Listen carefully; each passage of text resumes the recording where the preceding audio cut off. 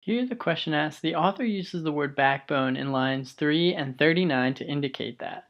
So if we go back to lines 3 and 39, it says, the molecule is a very long chain, the backbone of which consists of a regular alternation of sugar and phosphate groups. Okay, and then in line 39 we see the phosphate sugar backbone of our model is completely regular, but any sequence of the pairs of bases can fit into the structure. Okay, so this seems to be talking about the phosphate sugar backbone. Now if we look at the answers, some of these we should be able to get rid of pretty quickly. For example, we can get rid of A pretty quickly because it says only very long chains of DNA can be taken from an organism with a spinal column.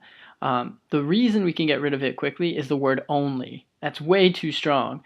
So we'll get rid of A. C, a chain in DNA molecule consists entirely of phosphate groups or of sugars.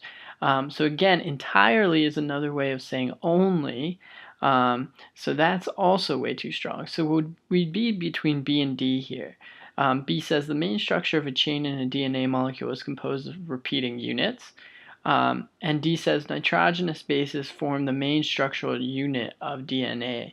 So this one we have to actually kind of figure out some information.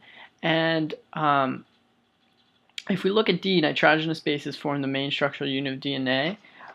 Well, if we look at line 39, it says the phosphate sugar backbone of our model is completely regular. That's not even talking about nitrogenous bases. It's talking about the phosphate sugar groups. So D seems to be off topic. Let's see if B makes sense. The main structure of a chain in DNA molecule is composed of repeating units.